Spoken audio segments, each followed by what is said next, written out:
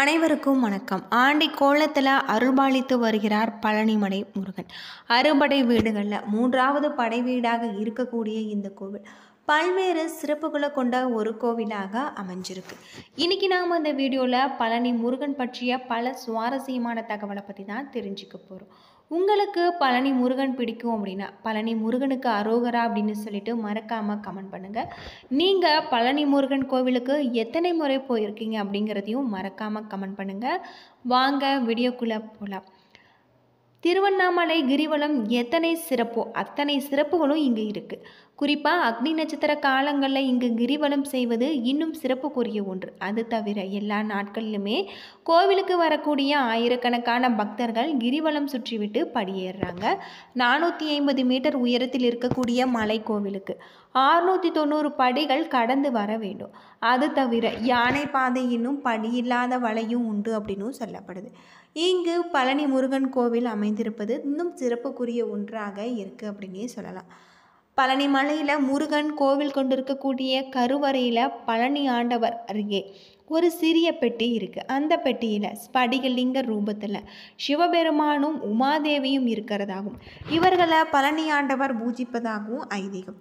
தண்டாயுதபாணி விக்கிரகத்திற்கு 4 விதமான அபிஷேக பொருட்கள் மட்டும்தான் இருக்கிறதாகவும் நல்லெண்ணெய், பஞ்சாமிர்தம், சந்தனம், விபூதி, பன்னீர் மார்கழி மாதத்தில் மட்டும் பயன்படுத்தப்படுவதாக சொல்லப்படுது. சந்தனம், பன்னீர் தவிர மற்ற எல்லாமே தண்டாயுதபாணியின் சிரசில் வைத்தவுடன் அகற்றாங்க.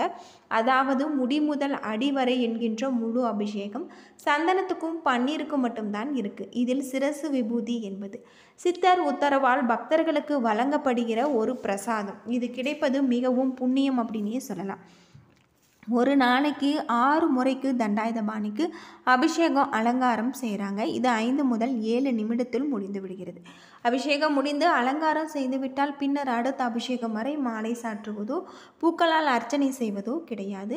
இரவில் முருகனின் மார்பில் வட்ட வடிவில் சந்தன காப்பு சாத்துறாங்க. விக்கிரகத்தின் புருவங்களுக்கு இடையில் ஒரு பொட்டு அளவுக்கு சந்தனம் வைக்கப்படும். முன்காலத்தெல்லாம் சந்தன காப்பை முகத்தில் சாத்தி கொண்டிருந்தாங்க. பின்னால் இந்த முறை மாற்றப்பட்டிருக்கு. தண்டாயுதபாணி விக்கிரகம் மிகுந்த சூடாக இருக்கும். இதனால் இரவு முழுவதுமே அந்த விக்கிரகத்தில் இருந்து நீர் வெளிப்படும். அந்த நீரை அபிஷேக தீர்த்தத்துடன் கலந்து காலை அபிஷேகம் நடக்கும்போது அங்கே இருக்கக்கூடிய பக்தர்களுக்கு பிரசாதமாக விநியோகம் செய்யப்படுவதாக சொல்லப்படுது. தண்டாயுதபாணி சிலையில் நெற்றியில் ருத்ராட்சம், கண், மூக்கு, வாய்த்தோள்கள், கைவிரல்கள் போன்றவை மிக அற்புதமான உளியால் செதுக்கப்பட்டது போல தெளிவாக இருக்கும். இது போகரின் கைவண்ணம் அப்படின்னே சொல்லலாம். இந்த சிலையை சுற்றி எப்பொழுதுமே ஒருவித சுகந்த மனம் பரவிக்கொண்டே இருக்கும். இந்த சிலையை செய்ய போகர் எடுத்துக்கொண்ட நாட்கள் அப்படின்னு பார்த்தா 9 வருடம். அம்பாள், அகத்தியர், முருகர் இவருடைய உத்தரவுக்கு பின் தான் போகர் இப்படி ஒரு சக்தி வாய்ந்த சிலையை செய்ய முயற்சி எடுத்திருக்காங்க. இதற்காக 4000க்கும் மேற்பட்ட மூலிகைகளில் பல இடங்களில் கொண்டு வந்திருக்காங்க. 81 சித்தர்கள் இந்த நவபாசனத்தை போகர் சொன்னபடி தயார் பண்ணியிருக்காங்க. பொதுநல எண்ணத்துடன் செய்யப்பட்டுள்ளதால் காலமும் இயற்கையும் தன்னுடைய சீற்றத்தை குறைத்து கொண்டு சித்தர்களுக்கு உதவி செய்வதாக இன்னொரு நுணுக்க தகவலும் இருக்குது.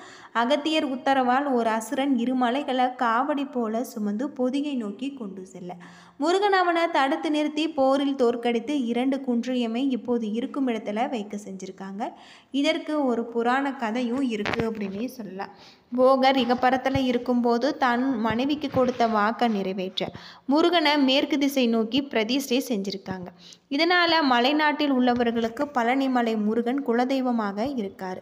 கல்லில் சிலை செய்து பிரதிஷ்டை செஞ்சு கட்டிய எத்தனையோ கோவில்கள் சிதலமடைந்த போதிலும் நவபாசானத்தால் சிலை செய்த இந்த கோவில் மேலும் வளர்ந்து கொண்டிருப்பதன் காரணம் சித்தர்களுடைய மகிமை என்பதும் பலரின் எண்ணமாக இருக்குது.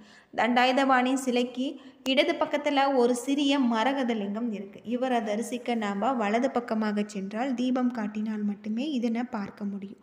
பழனியில் 2 மரகத லிங்கம் இருக்குது. ஒன்று முருகன் சன்னதியிலும் இன்னொன்று போகர் சமாதியின் மேல். இந்த 2யுமே போகர் பூஜை செய்ததாக சொல்லப்படுது.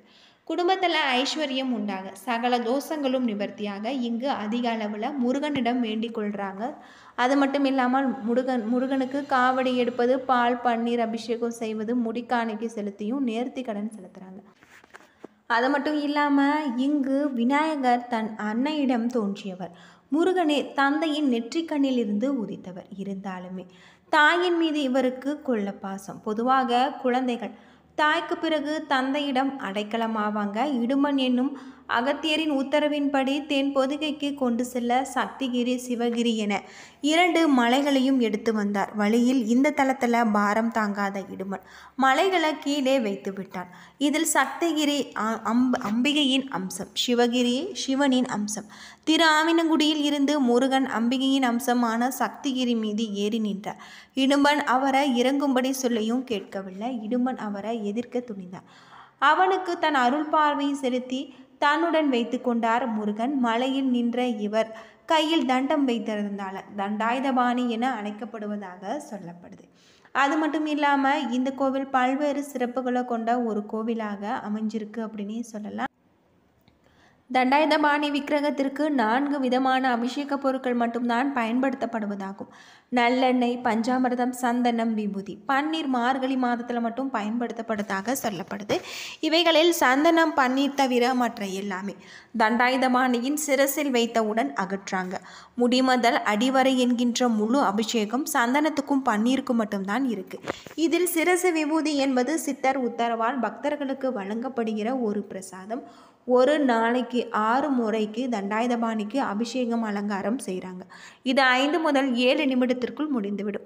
அபிஷேகம் முடிந்து அலங்காரம் செய்துவிட்டால் பின்னர் அடுத்த அபிஷேகம் வரை மாலை சாற்றுவதோ பூக்களால் அர்ச்சனை செய்வதோ கிடையாது.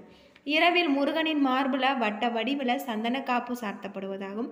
விக்கிரகத்தின் புருவங்களுக்கு இடையில் ஒரு பொட்டு அளவுக்கு சந்தனம் வைக்கப்படும். முன்காலத்தெல்லாம் சந்தன காப்பை முகத்தில் சார்த்தி கொண்டு இருந்தாங்க. பின்னால் இந்த முறை மாற்றப்பட்டிருக்கு. தண்டாயுதபாணி விக்கிரகம் மிகுந்த சூடாக இருக்கும். இதனால் இரவு முழுவதுமே அந்த விக்கிரகத்தில் இருந்து நீர் வெளிப்படும். அந்த நீரை அபிஷேக தீர்த்தத்துடன் கலந்து காலை அபிஷேகம் நடக்கும்போது அங்கே இருக்கக்கூடிய பக்தர்களுக்கு பிரசாதமாக விநியோகம் செய்வதாகவும் சொல்லப்படுது. தண்டாயுதபாணி சிலையில் நெற்றியில் ருத்ராட்சம், கண், மூக்கு, கை, விரல்கள், தோள்கள் போன்ற எல்லாமே அற்புதமான உளியால் செதுக்கப்பட்டது போல தெளிவாக இருக்கும். இது போகரின் கைவண்ணம். இந்த சிலையை சுற்றி எப்பொழுதுமே ஒருவித சுகந்த மனம் பரவிக்கொண்டே இருக்கும். இந்த சிலையை செய்ய போகர் எடுத்துக்கொண்ட நாட்கள் அப்படின்னு பார்த்தா 9 வருடம். அம்பாள், முருகர், அகத்தியர் இவர்களுடைய உத்தரவுக்கு பின் தான் போகர் இப்படி ஒரு சக்தி வாய்ந்த சிலையை செய்ய முயற்சி எடுத்திருக்காரு. 81 சித்தர்கள் நம்ம பாசானத்தை போகர் சொன்னபடி தயார் பண்ணியிருக்காங்க. பொதுநல எண்ணத்துடன் செய்யப்பட்டுள்ளதால் காலமும் இயற்கையும் தன்னுடைய சீற்றத்தை குறைத்து கொண்டு சித்தர்களுக்கு உதவி செய்வதாகவும் சொல்லப்படுது. அகத்தியர் உத்தரவால் ஒரு அசுரன் 2 மலைகளை காவடி போல சுமந்து பொதிகை நோக்கி கொண்டு செல்ல முருகன் அவனை தடுத்து நிறுத்தி போரில் தோற்கடித்து 2 குண்டையுமே இப்போது இருக்கும் இடத்துல வைக்க செஞ்சுருக்காங்க. போகர் இகப்பரத்தில் இருக்கும்போது தன் மனைவிக்கு கொடுத்த வாக்கை நிறைவேற்ற முருகனை மேற்கு திசை நோக்கி பிரதிஷ்டை செஞ்சுருக்காங்க. இதனால் மலைநாட்டில் உள்ளவர்களுக்கு பழனிமலை முருகன் குலதெய்வமாக இருக்காங்க. கல்லில் சிலை செய்து பிரதிஷ்டை செஞ்சு கட்டிய எத்தனையோ கோவில்கள் சிதலமடைந்த போதிலும் நவ பாசானத்தால் சிலை செய்த இந்த கோவில் மேலும் மேலும் மலர்ந்து கொண்டிருப்பதன் காரணம் சித்தர்களின் மகிமை அப்படின்னே சொல்லலாம். தண்டாயுதபாணி சிலைக்கு இடது பக்கத்தில் ஒரு சிறிய மரகத லிங்கம் இருக்குது. அவரை தரிசிக்க நாம் வலது பக்கமாக சென்று தீபம் காட்ட வேணும். தீபம் காட்டினால் மட்டுமே அந்த லிங்கத்தை நம்மால் தரிசிக்க முடியும். என்ன நண்பர்களே, இந்த வீடியோ உங்களுக்கு பயனுள்ள ஒரு தகவலை தந்திருக்குன்னு நினைக்கிறேன். வீடியோ பிடிச்சிருந்தால் லைக் பண்ணுங்கள், ஷேர் பண்ணுங்கள், கமெண்ட் பண்ணுங்கள். இதுபோல் தகவலை தெரிஞ்சிக்க நம்ம சேனலை மறக்காமல் சப்ஸ்கிரைப் பண்ணிவிடுங்க. நன்றி நண்பர்களே.